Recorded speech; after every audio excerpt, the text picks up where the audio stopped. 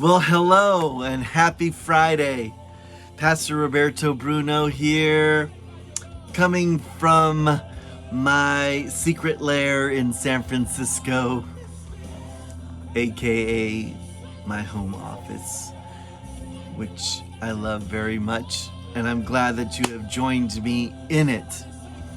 I really hope that you're doing well, mentally, physically, spiritually, and that your family is doing just as well as you are, and that you actually feel blessed to be yourself, blessed to be in the body that you have and the background you have and the place where you are right now in your life, because God is so good. And despite sometimes we don't agree with the way that He's made us, or the circumstance that we're in, His way is always perfect, but more so, we are so valuable to Him. You know, we're taught, I feel, in society that we have to be a certain way, do a certain thing. We could have come up in families that were very competitive, or families were very driven due to education or beauty or athletic ability. We can, become adults and just allow our whole career or parenting define who we are, our abilities, or the amount of money we make, or just even the popularity we have in church, or being used all the time in church. But all of these elements of life, we can think that they define us. We could think that they, say who we are. And for the longest time, I believed that. I believed that I was the pastor and I'm the chaplain, and those things define me. But in a lot of ways, they don't define me. They are things that I do.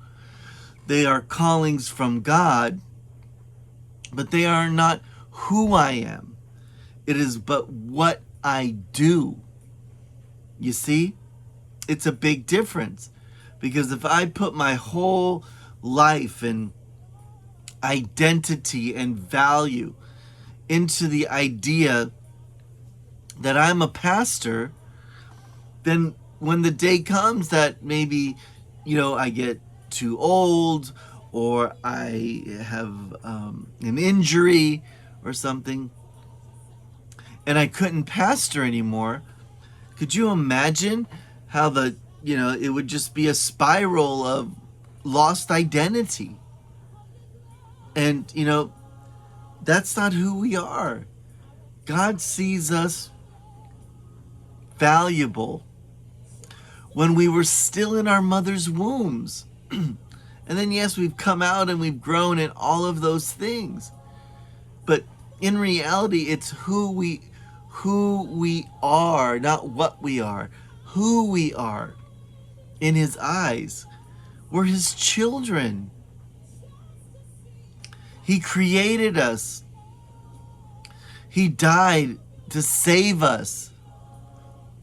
And I think that's a really different perspective, because we could be like trying to keep up with the Joneses, right? That's an identity thing. We'll have money, I have status, I belong part of this club, or I have this car, or whatever. And I'm not knocking any of those things. I'm just saying, let's not be defined. Let us only be defined by God, because that's how valuable we are.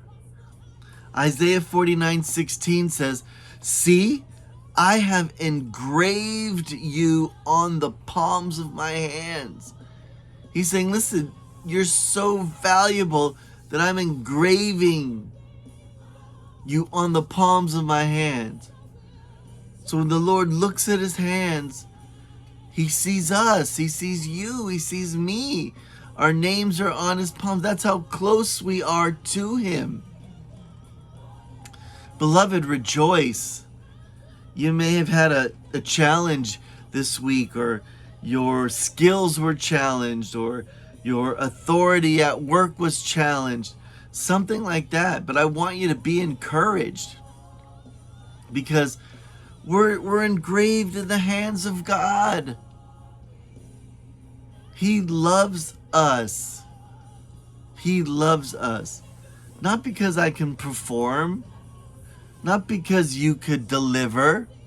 No, it's because God is amazing, and he actually sees our true value where no one else can. Sure, we could have a significant other that loves us to death, but can they truly see who we are?